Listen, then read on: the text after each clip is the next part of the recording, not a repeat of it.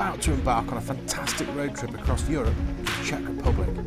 Our good friend Owen Beardsmore and his son Tom are taking part in a driven wild boar hunt, and we're along for the ride.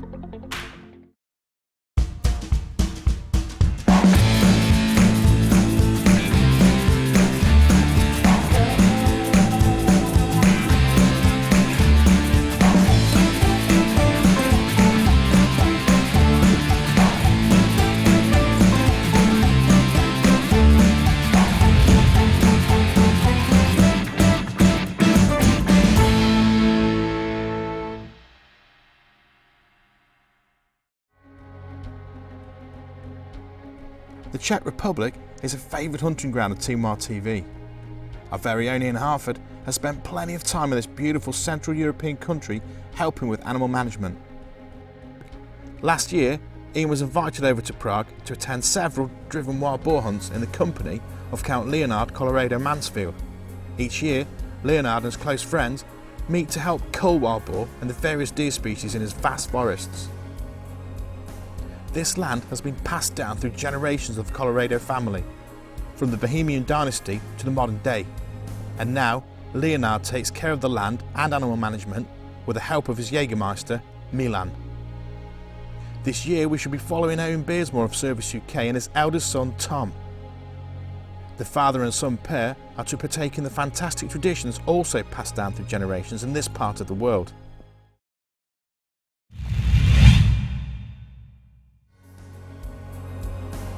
The guys have loaded up the Huntsman and head south in the early morning sun.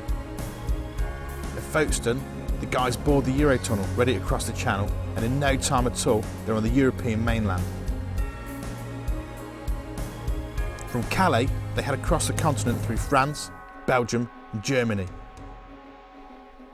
The Huntsman eats up the tarmac on the mighty autobahns, and the guys clock up plenty of miles.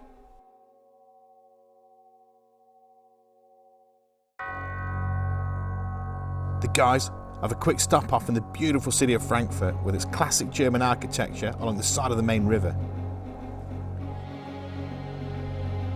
Back on the autobahn, and the truck continues east to the Czech border and into what was once the historical territory of Bohemia.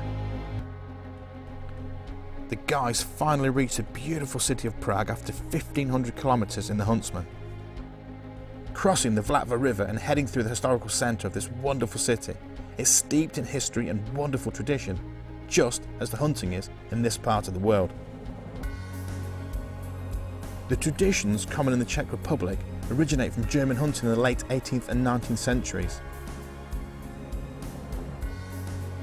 The breaking of a branch and taking 3 leaves is very important in these parts. One of the branches is placed in the mouth of the fallen animal to represent its last meal. A second is dabbed in the blood from the wound and given to the hunter.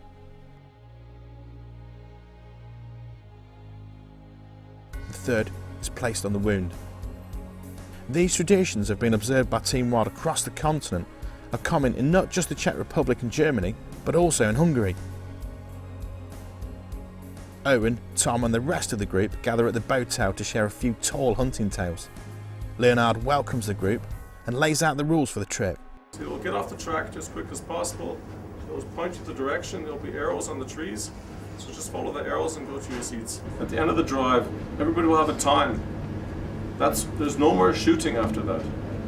So that is a deadline. Shooting, you're only allowed to shoot at very sick animals. And I'll have dispatched 20 meters maximum. Please do not shoot at any other animals. The guys also pick the pegs for the drives. A set of tags are thrown into a champagne bucket and each hunter pulls out a number. The number drawn for each will be their respective peg for the up-and-coming hunt.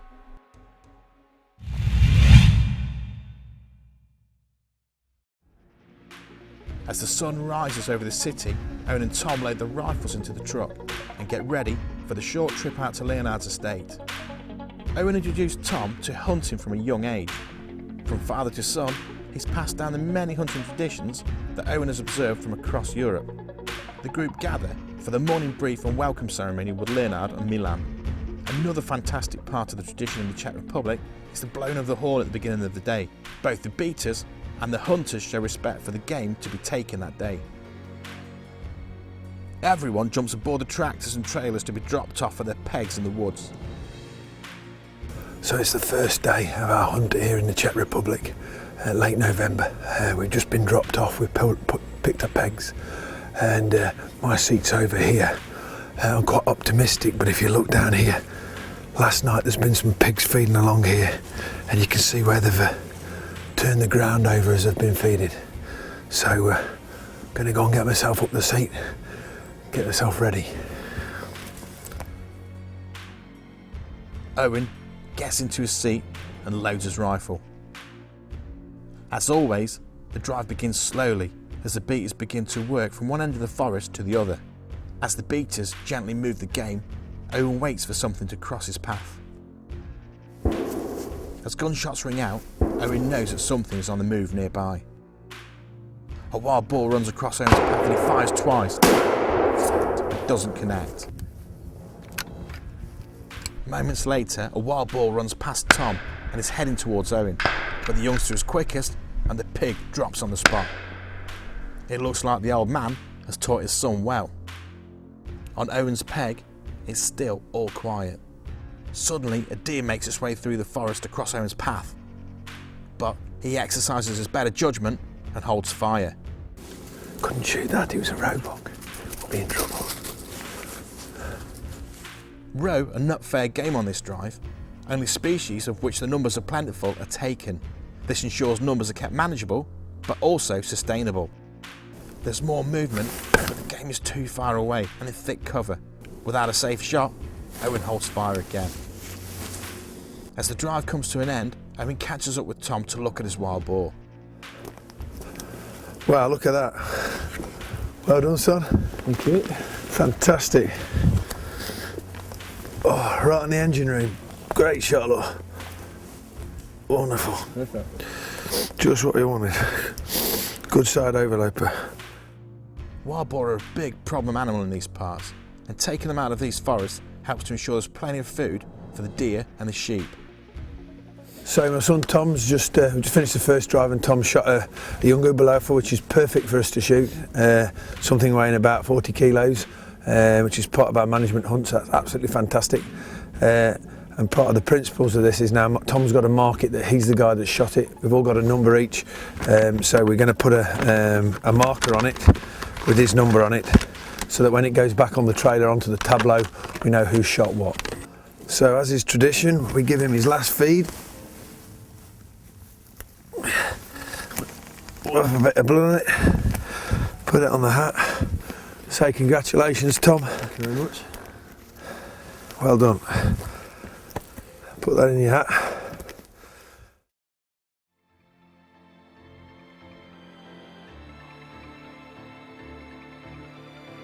The beaters meet the guys and count the animals taken so they can all be collected. The group gathers for a spot of lunch and to recount the morning's activity. All the game is gathered and added to the tableau. Tom heads to his seat for the afternoon's drive and hopes that the morning's luck will continue. So we've just been dropped off by the trailer. Just got up the seat in a really nice position, nice open area, and just about 20 metres away from the main track which goes through the woods. So hopefully we can get a chance of pig running across the track. And it's the second drive of the day. First drive was a good drive. Luckily, I was successful and managed to get a Uberlaufer, about 30 kilograms, just what we're looking for. So hopefully more of the same. A deer bolts across the front of Tom and is gone before he has a chance to fire a shot. Vigilance can be key when on a driven hunt. All is quiet and still. Then, a good sound makes its way through the light brush in front of Tom. It makes a good shot and it drops on the spot.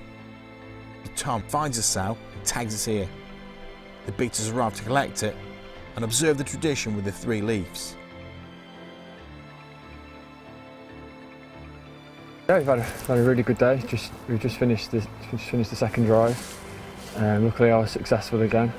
Got 2 pigs today, so So yeah, we're on a driven hunt in the Czech Republic, just outside Prague, and it's very different to the hunting we do back in England when we're doing our deer management.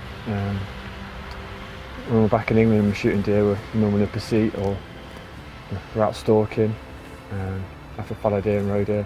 But this is like about 40-50 hunters in a massive block of woodland, all situated in different areas up seats, and basically we've got about 20 beaters with dogs trying to flush out the wild boar and the deer, and basically trying to bring them to us really. And there's a lot of wild boar in this area, and with each sow producing 8 piglets at a time, there's a lot of pigs about, and we've seen a lot of pigs today. So usually you're shooting animals on the run really, being driven hunting. So you're shooting pigs that could be running fast. It could be in big groups, and you have to try and determine which pig to take. You can't just shoot anything. You need to be taking the right one. We don't want to be shooting the big sows which produce all the pigs. We want to be shooting the younger ones to do a good call. So it's not just about the shooting. It's about the whole experience really, and doing it professionally and doing it right, because you could come here and you could shoot everything you see, and you need to do it right. And obviously my dad's taught me how to shoot, and he's taught me the safety and how to do things right really, because if you're not safe and you're not shooting right and you're not respecting your gun and respecting the people around you, then mistakes are made. And Owen has passed down these hunting values to Tom, and he's taken them on board. Ensuring safe and ethical hunting is key to a successful hunting trip such as this. With beaters, other hunters, dogs and some species not fair game all moving through these woods, it's vital that those shooting have great judgment. Passing on these values and tradition to the next generation ensures that beautiful hunting areas such as this are respected, the game is respected, and hunting is ensured for generations to come. As the game is all gathered, the group come together for the end of day ceremony. Each animal is respected and the traditional horn rings out once more.